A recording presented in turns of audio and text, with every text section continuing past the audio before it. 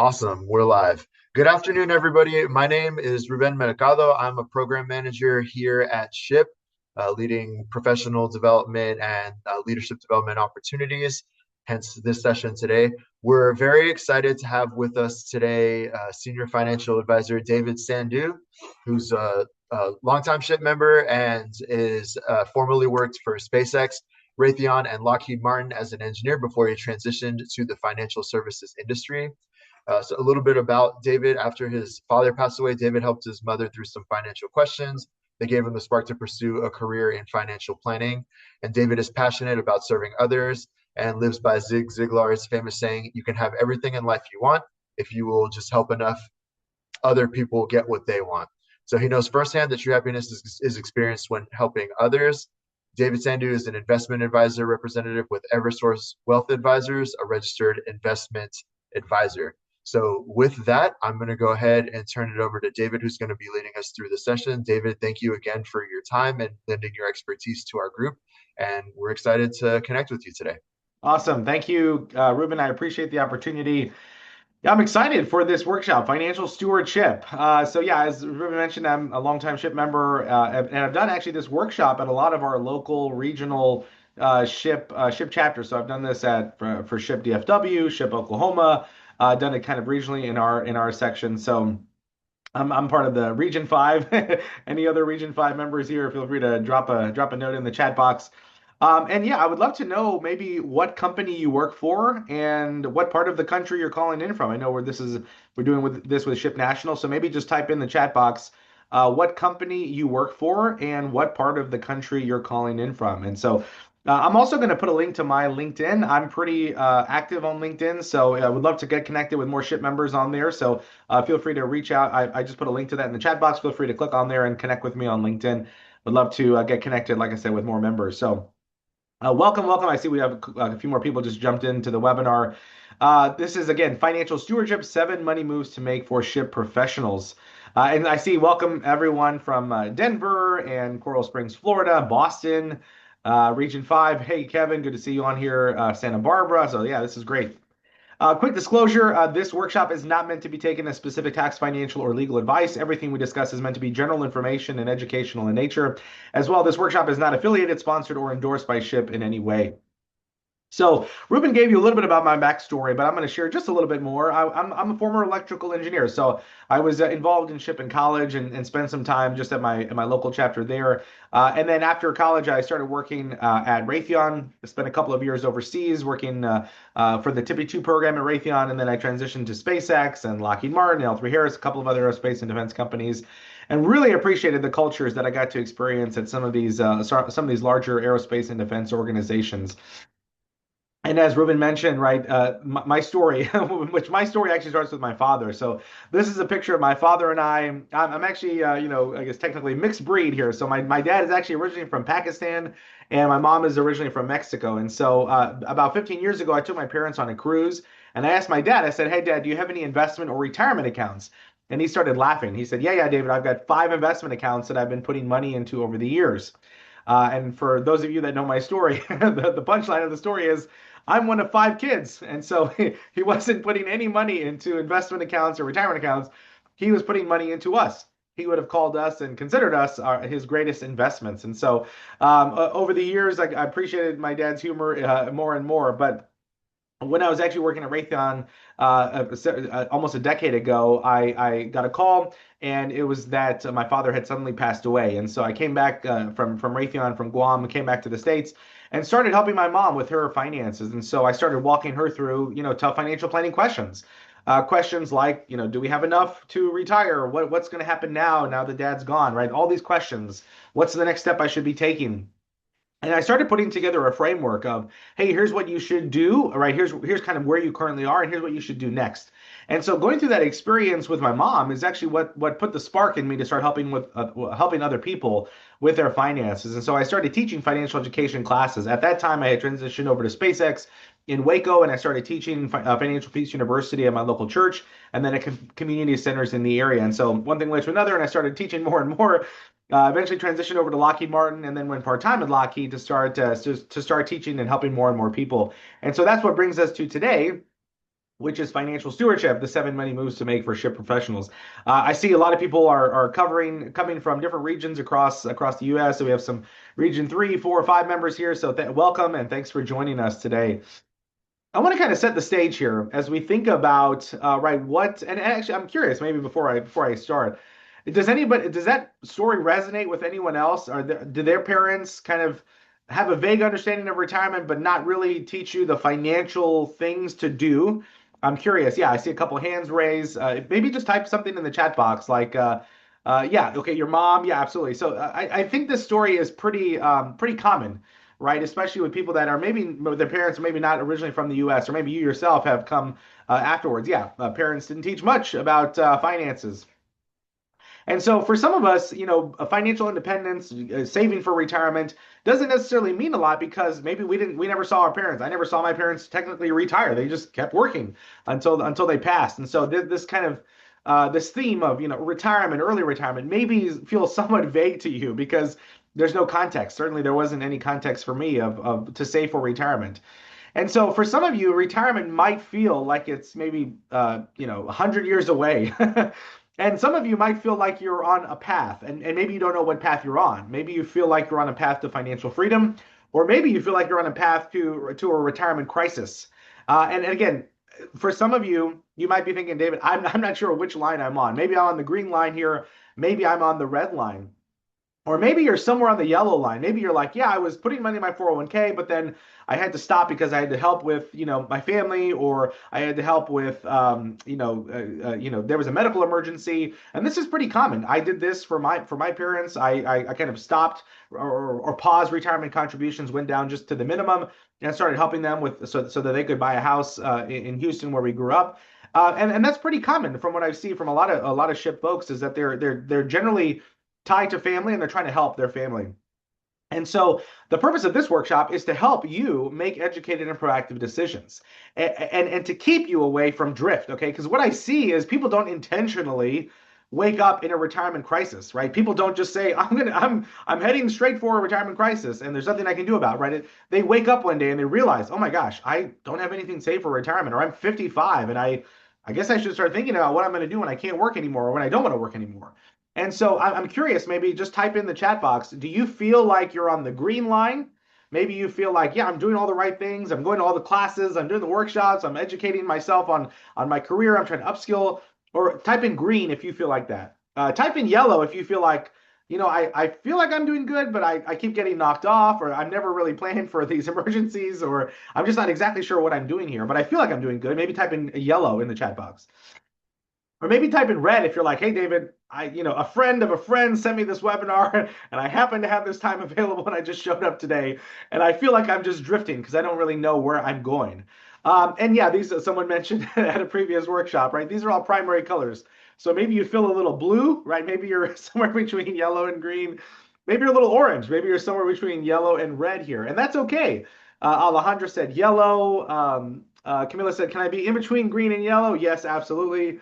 Rosie said yellow, definitely yellow. A lot of yellows here. Jessica said green and yellow.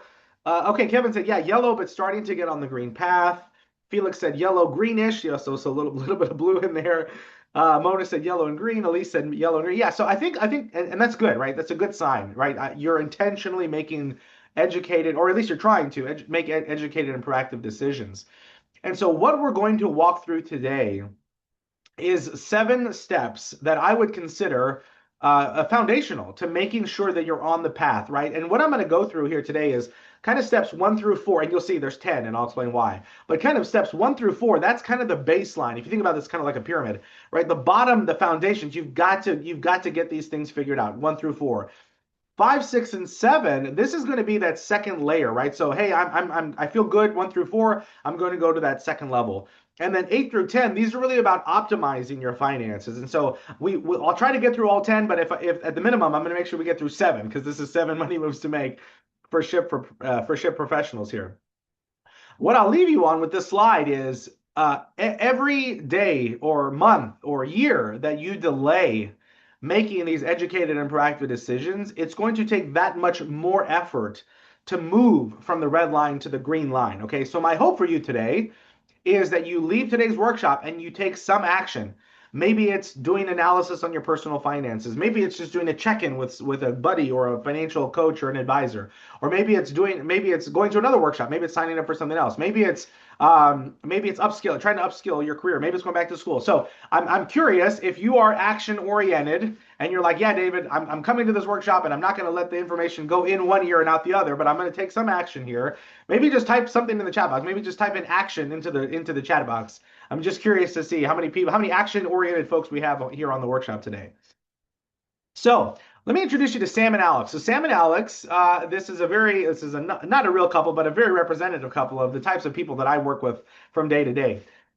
Sam and Alex, they have a list of questions, right? So typically when I meet with people, they have a lot of questions that they're trying to work through from their financial perspective. And as I read through these questions, I'm curious, and I would love for you to type in the chat box which of these questions is maybe top of mind for you. Okay, so if number one here, where should we even start? If you're like David, again, a friend of a friend sent me this webinar invite, and I happened to show up because the time was good, but I don't even know where to start. If that's a question that resonates with you, type in the number one into the chat box. So type in number one if you have this question. I don't know where to start, but help me, David, here. Number two, how do I prioritize for retirement when I also want to fill in the blank, buy a house, raise kids, help with my parents, whatever that is, right? Prioritize different types of savings. Number three, I've got a 401k, I've got an IRA, I've got an HSA, but which one do I actually fund first? Like, what's the appropriate order? What's the step-by-step order to save for retirement?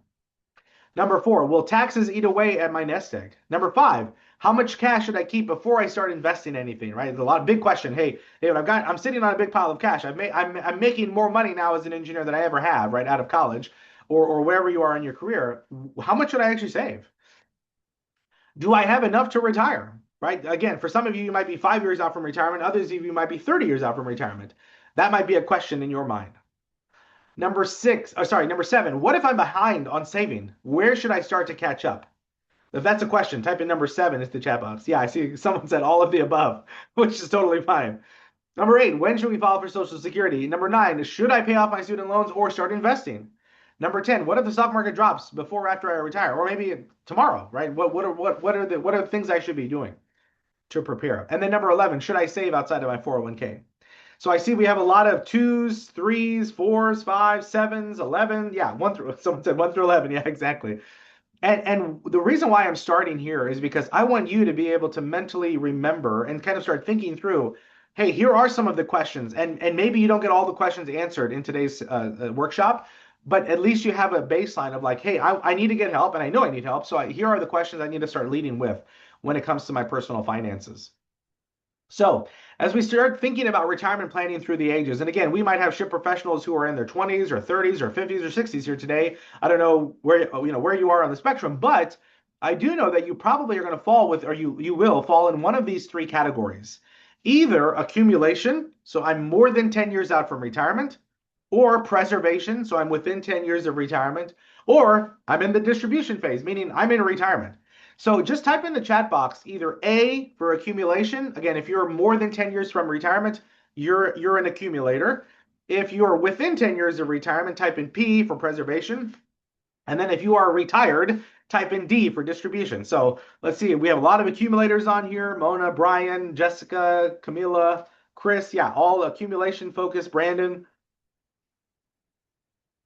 Yeah, a lot of accumulators here. So in the accumulation phase, this is again where you're focused on accumulating wealth, right? So this is typically your highest income earning years. That's when you want to turn your paycheck into net worth, okay? Preservation phase, this is the time when you want to preserve as much as you can. So you spend 30 or 40 years, turning your paycheck into net worth. You want to keep what you've got. And then in the distribution phase, this is where you're turning your net worth into a paycheck, okay? Once you get to actually, once you're actually retired.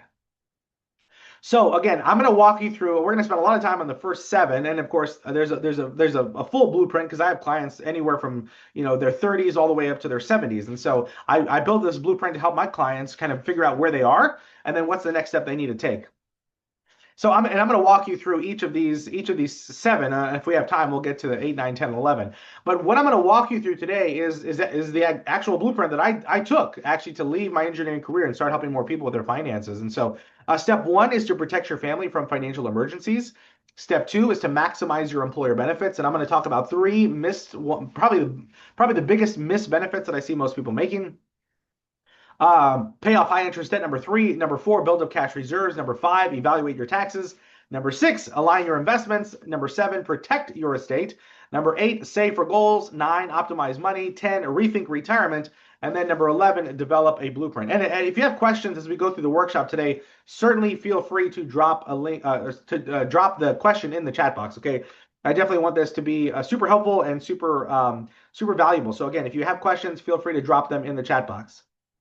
So let's start with step one: protect your family from financial emergencies. Now, when I actually did this workshop up in Oklahoma for the SHPE chapter up there, and it was kind of funny because I asked, what are the three big D's, the big D's that can derail your retirement? And I walked through, death, disability, and high deductibles. And someone said, "Oh, you forgot about the biggest D, which is divorce." And it was and everybody laughed, and I didn't know why. But the reason why everybody laughed is because the person that was saying it was married to someone who was sitting right next to them, and I guess this person maybe there was some context there. But anyway, so yes, divorce obviously is one way to break up your finances, but obviously I'm not talking about that today. What I am going to talk about is how do I protect myself from financial emergencies, right? So when it comes to the three biggest detriments to your finances, the first one is death, which is, if something happens to me, if you are the primary caretaker or you are the primary breadwinner in your house, or if someone else is relying on your income, right? It might not just be your spouse or kids, it might be also your parents or aunts or uncles or other family members. And so the question here is, who would negatively be affected by your death? And to have some reprieve there, obviously we would look typically to life insurance to cover that. And kind of the general rule of thumb with life insurance is about 10x your income plus $100,000 per kid plus any debt. And so that's kind of the general rule of thumb that I use, kind of just spitballing what, the adequate amount of life insurance that someone needs. The second big D is disability. Now, a lot of people don't realize, but a short-term disability or a long-term disability can have devastating impacts on a family. So imagine you are the sole provider in your family, and you have a disability, whether it's a short-term or long-term disability, and all of a sudden if you don't have short-term or long-term disability insurance to have coverage for the disability, then not only is your income stopped, but you also may be a burden on your family. And so short-term and long-term disability coverage is often provided by your employer. I'm curious, maybe just type in the chat box, does your employer cover short-term or long-term disability? Maybe type in disability, maybe something in the chat box. I'm curious to see. Yeah, both. Okay, so quite a few people are saying both, and this is great. It's a great time also towards the end of the year when you sign up for during open enrollment for your benefits. Make sure you're covered because this is a very simple and easy thing to do inside of your benefits package. The third big D is deductible. So this is the highest deductible in the bank. Now, some people's car deductible or house deductible or medical deductible might be the highest deductible. Whatever the highest deductible is, I would say let's have that amount sitting aside in cash in the bank to prevent you from having both a financial emergency and a medical emergency, right? So many people they get into medical debt because they weren't prepared for the high deductible. And so at all costs, if you can, try to have that financial deductible ready to go.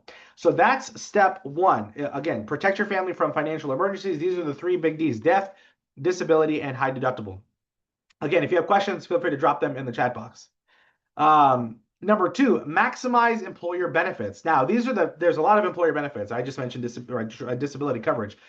These are the three big missed ones that I see. Okay, now for the first one is health savings account. Now, I'm curious if you are in a high deductible health plan and you have an HSA. I'm curious, type an HSA into the chat box. I'm curious to see how many people have an HSA. The second big missed one is an employer match. Okay, so if you have a match with your employer, type in match into the chat box. Again, I'm curious to see which of your employers offer that match. So type in match. And then the third one is Roth 401k. Now, again, not all employers offer a Roth 401k as part of the 401k package, but if your employer does, type in Roth 401k into the chat box. I'm curious. One of the big benefits behind the Roth 401k is that there is no income limitations. So what you'll notice is no income limitations like there are with the Roth IRA. So what you'll notice is as your income continues to progress over the next 10, 15, 20, 30 years, your income's going to go up, which means you can't, at some levels of income, you cannot contribute to a Roth IRA. The benefit here is, though, you can always contribute to the Roth 401k no matter your income.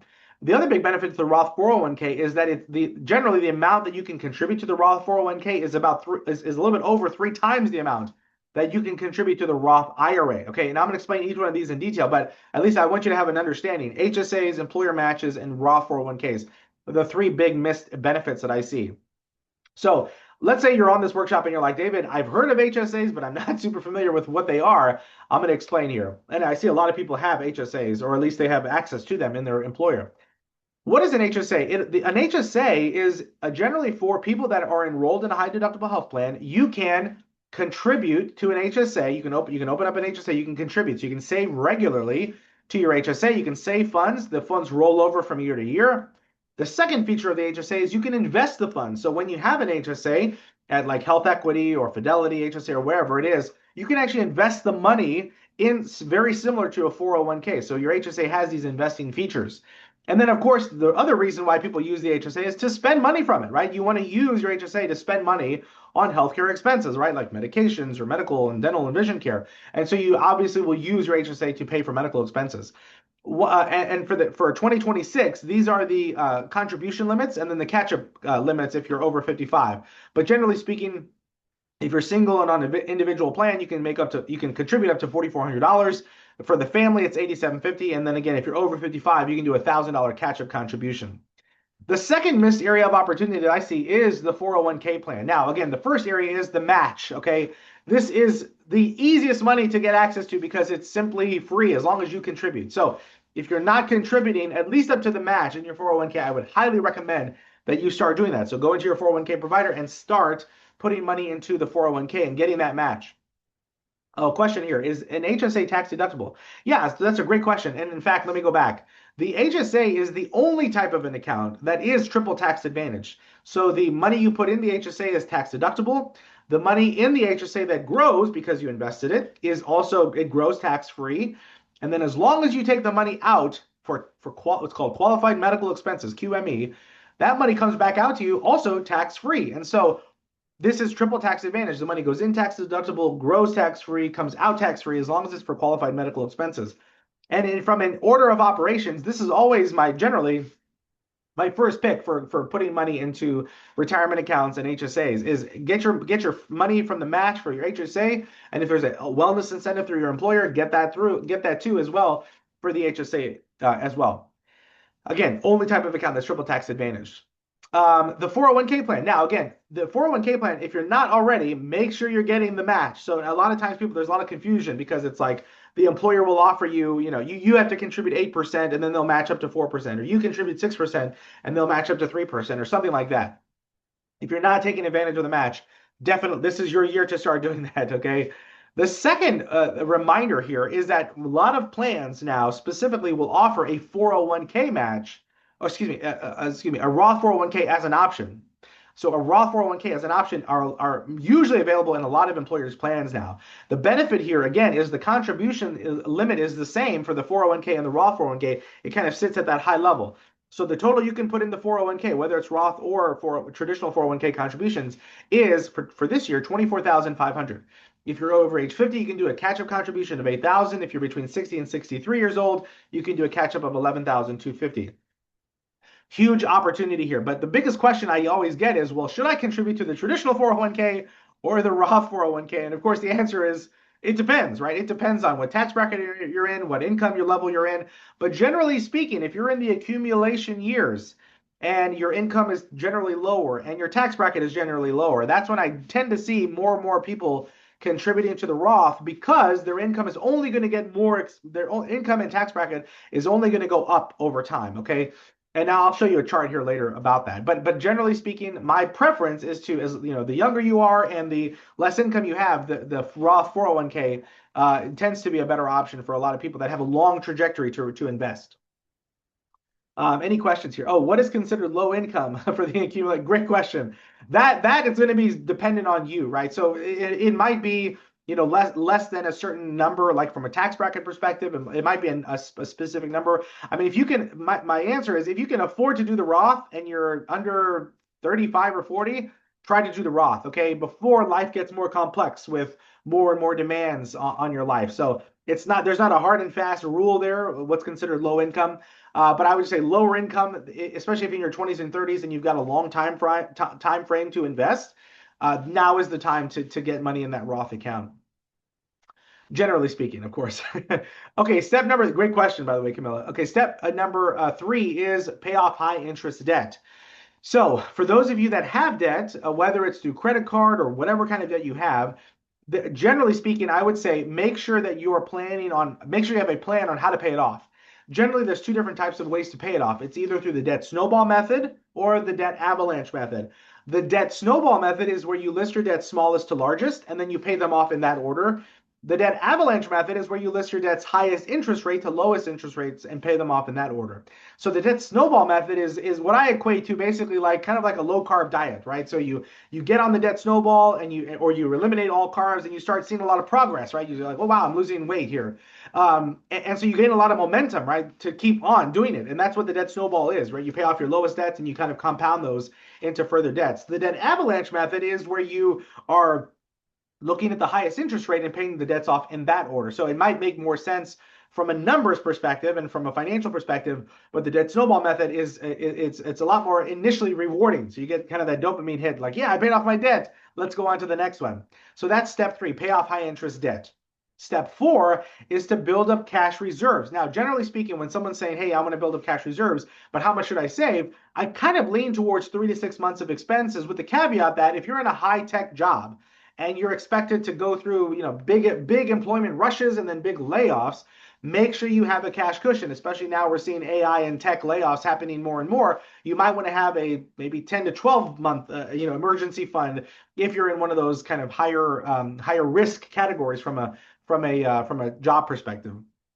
And then where do you put it? I always recommend, generally speaking, a high yield savings account, right? Because if you've got this money, you want to be able to access it pretty liquid. High yield savings account, you can Google, high yield savings account or go to NerdWallet and see what their high yield savings accounts are. But generally speaking, obviously, pick a bank that you are familiar with, at least from the name, and that they have a good reputation. But that's where I would generally kind of park those cash reserves. Camilla asked a question. I don't have any commercial or educational debt, and I have 4 years left on my mortgage. I could technically pay it off faster if I put additional payments towards the principal. Is it better to pay the mortgage off, or is it better to pay the mortgage and then put those payments toward my 401k, or is it better to still contribute to my 401k? I would definitely contribute to your 401k, especially if there's a match, right? Because you're not going to get back those years to contribute, right? You can't say in 2026, oh, I want to go back to 2024 and make contributions to my 401k. So generally speaking, I would try to get as much as you can into the 401k each year, especially if there's a match. So yeah, good question, Camilla. Number five. Oh, here, another question. For a Roth IRA, I heard that you can withdraw your earnings for a first-time home purchase. Is this true? Okay, yeah. So there's a couple of nuances with the Roth IRA. With the Roth IRA, and in fact, for the traditional IRA as well, there are some nuances. If you're trying to take money out of the IRA, whether it's traditional or Roth, you can. I think it's like $10,000. Don't quote me on that, but I think it's like $10,000 from your traditional Roth IRA for a first-time home purchase. Obviously, if it's from a traditional IRA, there's taxes there. The benefit to the Roth IRA, though, is that if you put in money into the Roth IRA and you take out those contributions, those are not taxable when you take the money out. Now, any earnings obviously will be subject to the IRS regulation of not being able to take that money out before 59 and a half. But the contributions, the money you put into the Roth IRA, you can generally take that out without a penalty or taxes. So I would definitely consider that. But yes, for the first time home purchase, you could look at the lifetime limit. I think it's $10,000 for this year, but check my work there. So you can probably Google it and find out. So yeah, great questions. Any other questions here before I jump to step 5? Just make sure I'm not missing anything. Okay, good. Okay, step number 5, evaluate your taxes. Okay, now from a tax perspective, there's always going to be varying types of opportunities, right? You can either go the taxable route, like a taxable brokerage account, a tax deferred route, which would be like a 401k or an IRA, or an income tax free account, which would be like a Roth, a 401k, a Roth IRA, or an HSA. And there's always going to be advantages and disadvantages to each, okay? And I'm not saying which one is better or worse, But you have to think through, what life stage am I in? What income level am I in? What are the priorities going to be over the next 10 years? Can I afford to take the tax hit and put money into the Roth, or should I do more pre-tax right now? You have to think through those when you're trying to figure out, should I contribute to a taxable account, a pre-tax account, or the income tax free account? And so again, I'm not saying necessarily what you should specifically do, but I want you to understand that some accounts have preferential tax treatment and some accounts do not have preferential tax treatment. But it depends on when you're going to contribute the money, how the money grows, and then how you take the money out. Okay. So generally speaking, if you're putting money in to an account, if you're going to put money into the pre-tax 401k or traditional IRA, those contributions are preferentially tax treated, meaning you get a tax deduction, generally speaking. With the Roth 401k, Roth IRA, or after-tax 401k contributions, those are not preferentially tax treated. As you can see, the investment growth is always preferentially tax treated. Usually it's always deferred, right? Or potentially tax-free if it's in a Roth account. Now the big kicker is when you take out the money, so when you actually in retirement and you start taking out money from your retirement accounts, that's when you're going to probably start paying more attention to what account is this, what account did I put money in? Because this is how it's going to, this is, when all the money will get taxed or will not get taxed based on what type of an account you put it in. Okay, so be mindful. The money, you might be happy that you got a tax deduction in the current year, but then in 20 or 30 years, when you're seeing the tax bill, you might think twice. You're like, man, I wish I would have done X, Y, or Z. So just be mindful. Number one, would you have been more happy that you had tax-free money later on, or would you have been thankful that you put that money in pre-tax accounts? And then later on in life, start thinking through, right? When are you going to take the money out of these accounts? Is it going to fund your lifestyle? Is it going to fund your retirement? How much money do you need? And can you afford to not take the deduction in the current year? So there's a huge tax continuum depending on where you're at from an income level perspective. Daniel said, if you open a high yield savings account, how easy it is to take money out? Could you easily access the money in an emergency? Yeah, generally speaking, yes. Yeah. So if you have a high yield savings account, generally these are, through a banking institution. Generally, these are, FDIC insured. So you could, talk to your credit union or wherever you bank and see, do you have a high yield savings account? A lot of online accounts are pretty popular right now for high yield savings. And so that could be an option as well. So start thinking through, how am I putting money into these accounts? Am I putting them in a taxable brokerage account? Am I taking money from my earnings and putting it into a pre-tax 401k? Or am I taking money from my earnings and putting it into a Roth 401k or a Roth IRA or an HSA? There's going to be opportunities to move money between the buckets. Or you could even do something called a Roth conversion, which is where you take money you have not paid taxes on, like an IRA, and you convert it over into an account that you will pay taxes on, like a Roth IRA. So there are ways to move in between these buckets throughout your lifetime. And I think someone asked a question, Camilla, what is considered low income for the accumulation phase? And I like this chart because this kind of helps you understand when and why to put money into different types of accounts. Again, this is not an exact science because I don't know your income levels, but generally speaking, if you're in your first 10 to 20 years of saving, right? So in your 20s or your 30s, that's when you're going to be in your lowest income earning years traditionally, right? Because in theory, right, your income is going to go up over time. That's when you're going to be in your lowest income earning years. That's when you're going to be in your lowest tax bracket years. So generally speaking, that's when I want to contribute to the Roth options, Roth 401k, Roth IRA. Okay. In my early years. Then when you start to shift over into maybe some of your peak earning years, that's when, and again, this x-axis and y-axis, right? So the x-axis is your income, and then your y-axis is your working years. So as your income continues to go up over time, that's when we might start seeing this hybrid approach. So some money in pre-tax 401k, some money in Roth 401k, or some money in pre-tax IRA, some money in Roth IRA. And then generally speaking, once your income is above a certain level, that's when we would kind of pivot all back to pre-tax, because that's when you're in your highest income earning years. And then generally speaking, when your income drops, like let's just say you're retired at 65 and your income goes down, that's when we might consider a Roth conversion, so later on in life. So kind of a general rule of thumb here, contribute to a Roth early in your career. If you expect upward wage trajectory, what all that means is basically if you're expected to do a good job in your career, and your income is, if you're planning on your income going up over time, then contribute to the Roth early in those years, right? So start thinking about, is what is my income trajectory over the next 20 or 30 years? Can't talk about Roth without talking about IRAs. So, of course, Roth IRAs and traditional IRAs, there is an annual limit that you can contribute to every single year. So, for the IRAs, whether it's a Roth or a traditional, the maximum you can contribute to any of those accounts is $7,500 per year. If you're over 50, there's an $1,100 catch-up contribution. Now, one thing I want to mention here is there is a Roth IRA eligibility piece here. So if you make too much money, you cannot contribute to a Roth IRA. That's why having the power of the Roth 401k is so popular. Because if you have the Roth 401k, it doesn't matter. You do not become ineligible for Roth 401k contributions depending on what your income is.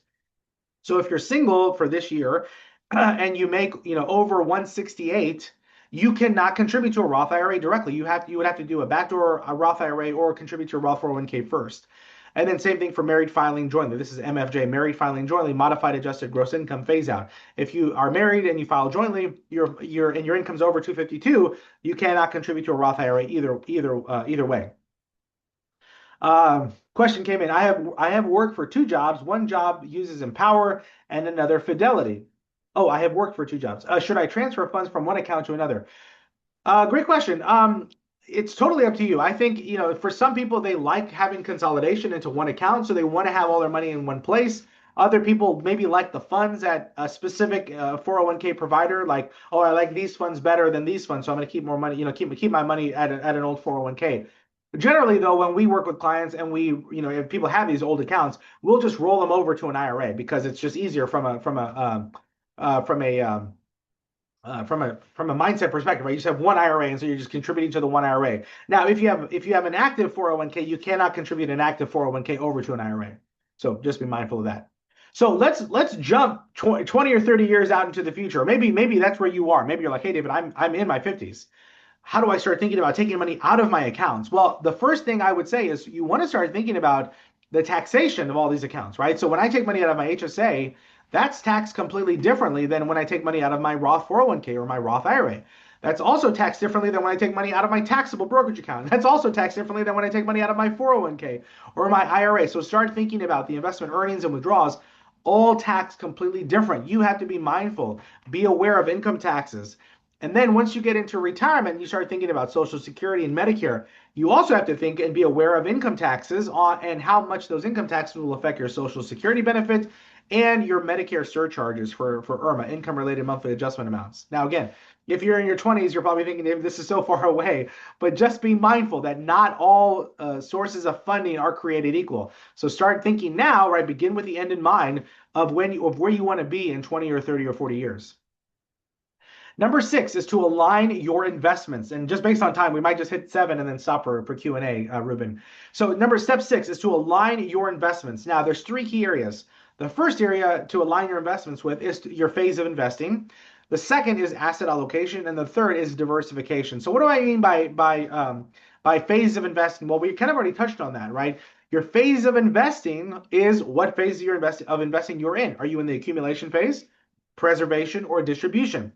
Depending on what phase of investing you're in, that's when you should or should not take more or less risk based on what phase you're in.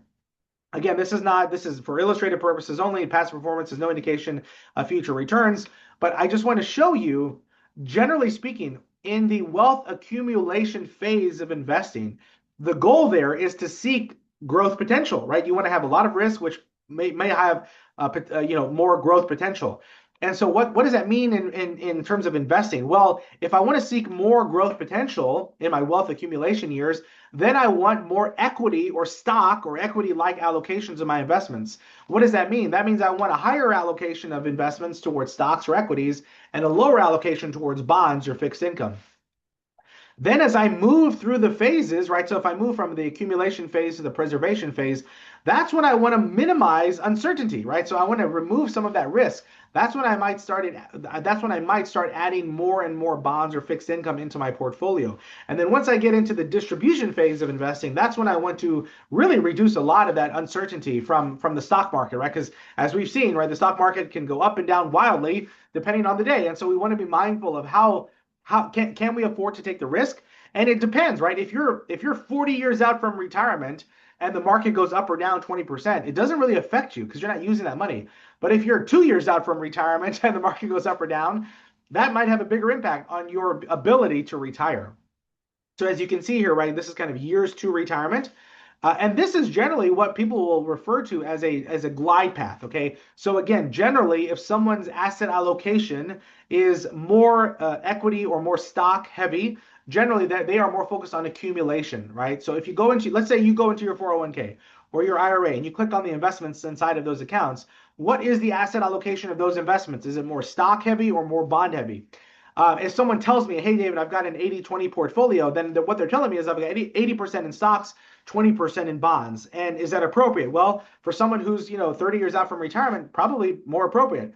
If someone is 5 years out from retirement, that might be a little bit risky, depending on, kind of other income sources. Again, past performance is no indication of future return, and the performance of an index is not an exact representation of any particular investment since you can't invest in an index. But I like this chart from Vanguard because it shows kind of the difference between what someone's risk allocation is, right? So if I put money into 100% stocks and 0% bonds, you can see generally that my risk and reward go up. So I have a higher risk percentage going up and down. There's a lot more volatility and there's more reward here. And if I take less risk, right? If I only put 50% in stocks and then 50% in bonds, there's less risk and less reward, less volatility and less reward as well. So again, I'm not saying what you should or should not do, but I'm saying you need to understand what your asset allocation is and is that appropriate for your level of risk.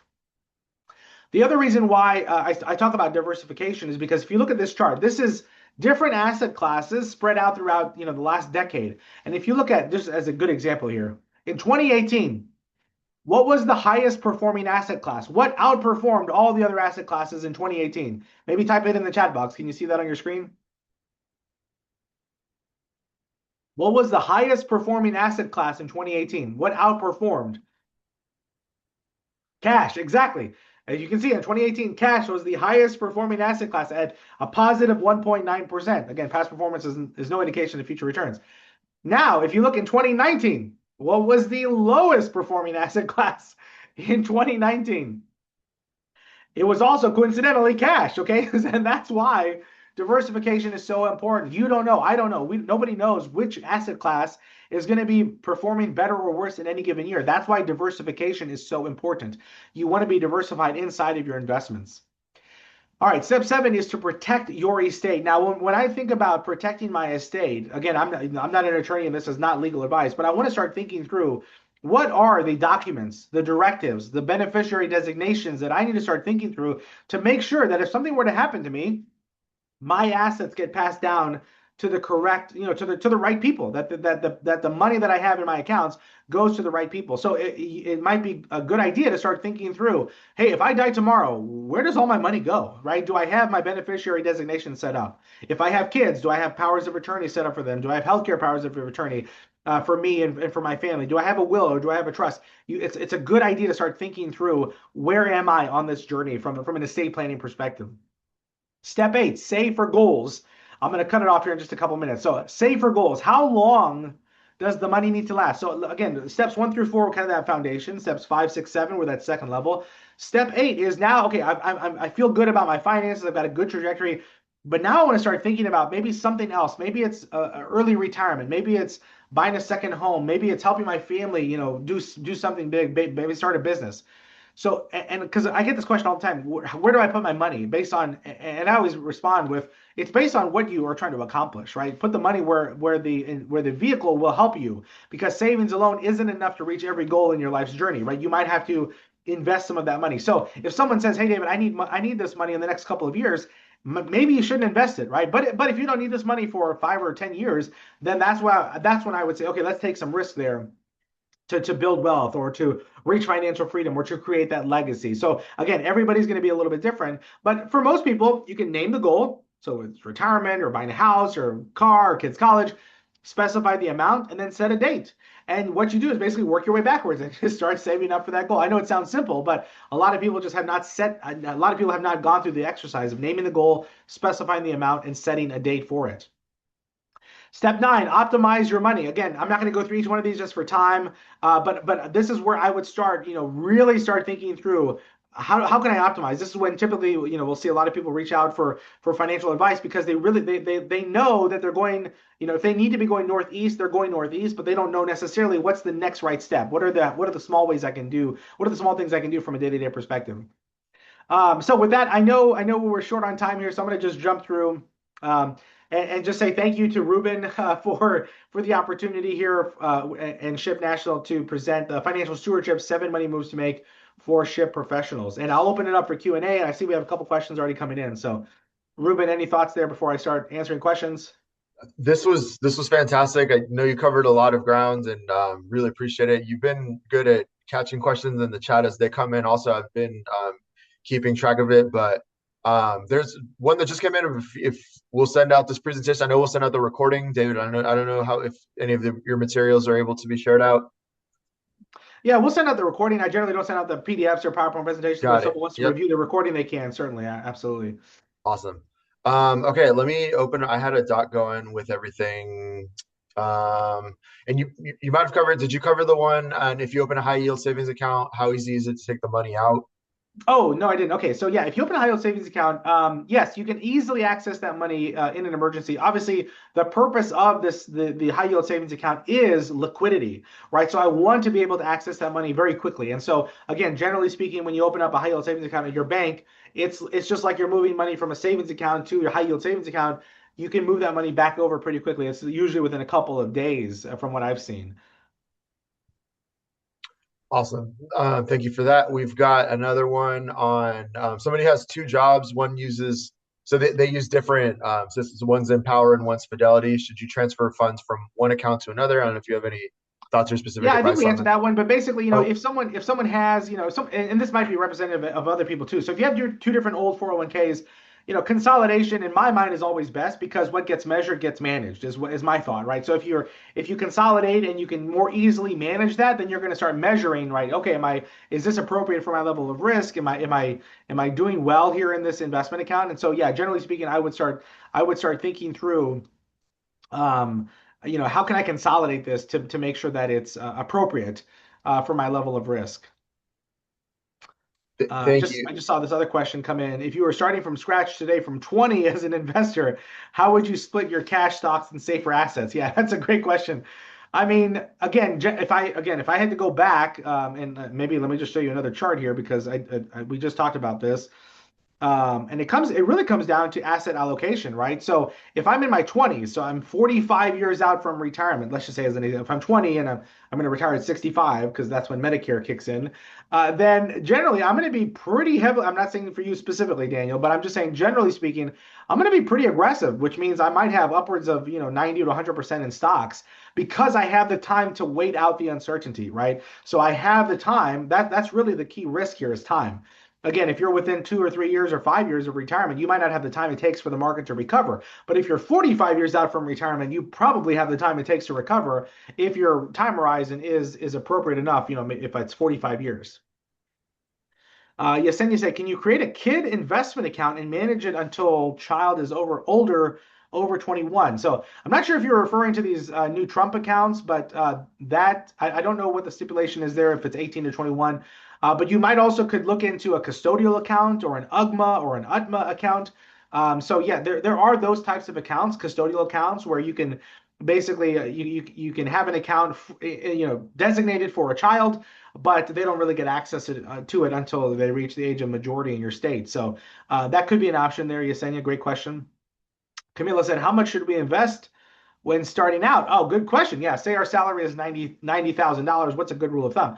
Yeah, great question. And this is such a hard one to answer because again, I don't know your personal situation, but generally speaking, right, the kind of the rule of thumb here, if someone and these numbers, these rules are just really just based on years to retirement. So if someone says, David, if I save, 15% of my income and I'm starting at 20 years old, well, what that basically means is, and it's just an Excel file that you can see, but basically it's if I save 15% of my income, I'm going to retire basically in 45 years. Okay. If I save 20% of my income, I might retire in like I think it's like 42 years or something. And so every percentage point that you go up in saving, you're simply reducing your years to retirement. Okay. So again, I don't know your situation. You might have to also factor in how much you have saved currently, but start thinking through. I mean, general rule of thumb is I mean, if it was me, I would target 15 to 20% of of my income. And that's how I would kind of feel it out. Again, that might for some of you might be thinking 15%, that seems crazy, and for others you might be thinking, oh yeah, I'm already at 20%. So that it's relative. Kevin said, if you're wanting to start an LLC or small business, should it be high priority to separate your personal versus business finances right away? Maybe I'm not a business attorney or anything, so I don't know if from the legality perspective. I mean, yeah, so I'm not sure how to answer that. I think it's a good question. I would say if your business is generating significant revenue and there might be legal issues that tie from your personal business to your from your business to your personal side, then you might want to have a separate business account and separate LLC. But again, I'm not an estate planning or I'm not an attorney or a corporate attorney or anything, so you definitely want to reach out to attorney for that question. Felix said, "How do you feel about investing in congressional ETFs?" I'm not sure if I've heard of that term before, so I don't know if you want to explain what a congressional ETF is. Um, so yeah, I'm not sure. We stick with pretty simple, low cost exchange traded funds. I guess I'm not super familiar with funds created based on congressional investments. Okay, I'll have to research that. Felix, if you want to email me, you can email me and we can research that together. So I'm not sure. Daniel said, for someone who's 20, how many credit cards should I have and what type? Um, that's a good question. I don't know. I mean, I use credit cards only for the points. I don't. And my credit cards are paid off every single month, so I would not use them. I wouldn't even use them in an emergency. I mean, I would really just use them for convenience, if anything. So I don't know. I don't know. I would not use them for daily expenses if you cannot pay the bill each month. So yeah, that's a very big trap to fall into, especially with we see a lot of these predatory lenders. They'll get a free hat when you sign up for a credit card. I did the same thing. I signed when I was 18, first big event at our college, and I signed up for a credit card and didn't really understand what I was signing up for, and then had to pay it off after I graduated because I didn't really understand what I was getting into. So as few as possible, Daniel. um, yeah, I think we hit all the questions, Ruben. I don't see Yeah, any other. that's caught up. So if we've got a little time, if maybe one or two more, if anybody else has anything they would like to ask, but yeah, we've caught up to everything that's coming through the chat so far. Yeah, if you haven't already, I would love to connect on LinkedIn. So if you're on LinkedIn, definitely shoot me a message or shoot me a request. Happy to connect with other ship members. So I'll put a link to my LinkedIn here in the chat box. Would love to connect. And as we covered previously, this is being recorded and will go out afterwards along with the survey. Make sure you fill out the survey. That'll help us with our future planning for similar events. Awesome. Thank you, Ruben. Thanks everyone for having me. Have a great day. Okay. All right. Thank you so much. Thanks for coming, everyone.